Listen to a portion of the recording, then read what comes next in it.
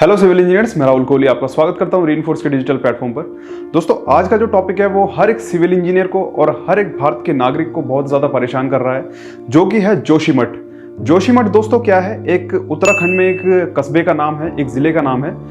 उसमें दोस्तों क्या है, वहां पर जितने भी रोड हैं, वहां पर जितने भी मकान हैं, दुकान है या फिर होटल्स हैं, वहां पर क्रैक्स देखने के लिए मिल रहे हैं। मतलब कि जितने भी वहां पर होटल्स वगैरह हैं, उनकी दीवारों में बहुत बड़े बड़े क्रैक्स और जमीन धंसने की तस्वीरें सामने आई है। दोस्तों, आज की वीडियो में हम देखेंगे कि जोशीमठ है क्या, वहां पर किस तरीके की आपदा आने वाली है, इसको हम कैसे ठीक कर सकते थे और कैसे कर पाएंगे। तो चलिए दोस्तों, वीडियो को स्टार्ट करते हैं। दोस्तों, सबसे पहले जान लेते हैं कि जोशीमठ है क्या।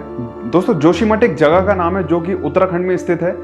ये दोस्तों पहले ज्योतिर्मठ के नाम से भी जाना जाता था, अब इसका नाम जोशीमठ है। इस जगह से दोस्तों दो हमारी पौराणिक नदियां भी बह रही है, जैसे कि अलकनंदा और भागीरथी।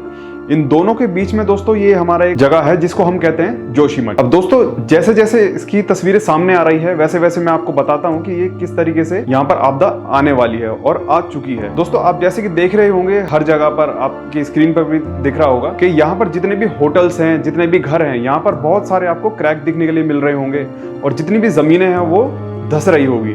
तो ये दोस्तों कहाँ से हो रहा है? ये वैसे अगर देखा जाए तो ये आपने सोचा होगा कि लैंडस्लाइडिंग के चांसेस है, बट ये लैंडस्लाइडिंग के चांसेस नहीं है। यहाँ पर कम से कम आपको देखने के लिए मिल जाएगा, कम से कम 550 से लेके 600 घर हैं लोगों के, ये धीरे धीरे करके तबाह होते जा रहे हैं। अब इस तबाही का मेन रीजन दोस्तों बहुत पुराना है। मतलब कि जो इसकी बेस है, मतलब कि जैसे हमारा फाउंडेशन होता है, इसका फाउंडेशन बहुत ही पहले से वीक है। अगर एक्सपर्ट्स की माने तो यहाँ पर दोस्तों कोई भी जो हमारा बेस है वो एक सॉलिड बेस नहीं है। एक तरीके से मान लीजिए कि एक मलबे पे बसाया हुआ एक कस्बा है। इस आपदा के बारे में दोस्तों बहुत पहले भी चर्चाएं हो चुकी है। जैसे कि अगर मैं बात करूं दोस्तों, 1976 में मिश्रा कमीशन की जो रिपोर्ट आई थी, उसमें भी दोस्तों इस चीज का जिक्र किया गया था कि धीरे धीरे करके यहाँ की जो जमीन है वो धंस सकती है। तो इसमें दोस्तों उन्होंने क्या किया था, 18 लोगों की कमेटी ने ये डिसाइड किया था कि यहाँ पर कोई भी बड़ा प्रोजेक्ट नहीं होना चाहिए और जितने भी ज्यादा से ज्यादा इस जगह पर पेड़ लगाए जाने चाहिए। बट इस कमेटी का कुछ ज्यादा प्रभाव यहाँ पर नहीं पड़ा। अगर दोस्तों उस कमेटी का बातों का ध्यान रखा जाता तो आज ये इतनी बड़ी आपदा नहीं आती है। क्यों? क्योंकि जो चीजें उन्होंने बोली थी पेड़ लगाने के लिए और वहां पर कोई भी बड़ा कंस्ट्रक्शन नहीं करने के लिए, उससे पूरा विपरीत काम हो रहा है। क्योंकि वहां पर इस चीज को ज्यादा गंभीरता से नहीं लिया गया, इसी कारण यहाँ पर जितना भी एरिया है वो नीचे धंसता जा रहा है। इस इलाके में दोस्तों जितने भी घर थे, 550 से लेके 600 करीब घर थे, इन सारे लोगों को एक राहत शिविर में भेज दिया गया है।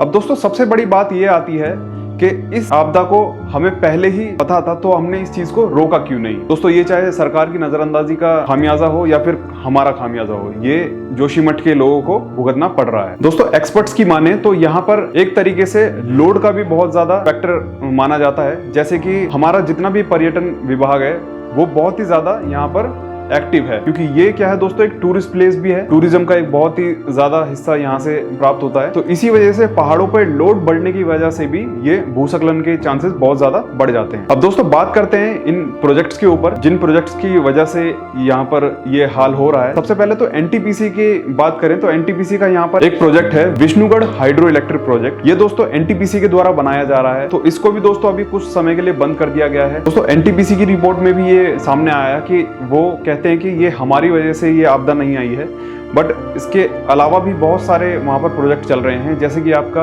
हिलोंग बाईपास रोड और आपका ओली रोपवे।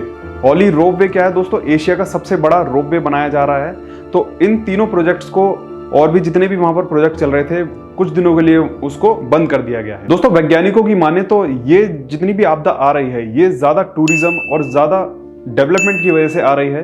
क्योंकि जितने भी हमारे कंस्ट्रक्शन में यूज होने के लिए विस्फोट होते हैं, ड्रिलिंग होती है और आपका जितना भी टीवीएम मशीन चलाई जाती है, तो उसके थ्रू भी क्या है, पहाड़ थोड़े खोखले हो जाते हैं। इस वजह से ये लैंडस्लाइडिंग के चांसेस कुछ ज्यादा ही हो जाते हैं और धरती खिसकने की चीजें भी बहुत ज्यादा बढ़ जाती है। ऐसा ही एक किस्सा महाराष्ट्र में भी हुआ था, बट वो मानसून ज्यादा होने की वजह से आया था। क्योंकि आज से 2 साल पहले आपने देखा होगा कि महाराष्ट्र में 2 महीने की बारिश सिर्फ एक ही दिन में हो गई थी। इसकी वजह से ज्यादा मानसून आने की वजह से वहां पर लैंडस्लाइडिंग ज्यादा हो गई थी। इस वजह से दोस्तों क्या हुआ था, वहां पर जितनी भी घर बने हुए थे, जितने भी मकान थे, वो उस बारिश में ढह गए थे। दोस्तों सेम सिचुएशन ये पहाड़ों में भी हो जाती है, क्योंकि वहां पर ज्यादा बारिश होने की वजह से क्या है, चट्टानें गीली हो जाती हैं। गीली होने की वजह से वहां पर क्रैक डेवलप होते हैं, सीपेज का खतरा बना रहता है और जगह जगह से पानी आपका कहीं से भी निकलने लगता है। और क्लाइमेट चेंज होने की वजह से भी ये सारी आपदा यहाँ पर आ रही है। तो दोस्तों इस चीज से बचने के लिए हमें क्या उपाय करने चाहिए, ये ज्यादा से ज्यादा साइंटिस्ट को ये पता लगाना चाहिए कि किस तरीके से यहाँ पर सर्वे हो रहा है, सर्वे ठीक से हो भी रहा है कि नहीं हो रहा है। अगर पहले से इस चीज का अनुमान लगा लिया जाए यहाँ पर ये कंस्ट्रक्शन नहीं होना चाहिए, तो ऐसी आपदाओं से दोस्तों हमें बचा जा सकता है। क्योंकि इंडिया में कितना भी बड़ा प्रोजेक्ट हो, सबसे पहले उसकी सर्वे ही की जाती है। अगर आपने सर्वे ही अच्छे से नहीं करवाया है तो वो प्रोजेक्ट कभी कामयाब नहीं हो पाएगा। दोस्तों वीडियो को यहीं पर एंड करते हैं और आशा करते हैं कि जोशीमठ में जितने भी लोग रह रहे हैं वो अपने अपने घर दोबारा से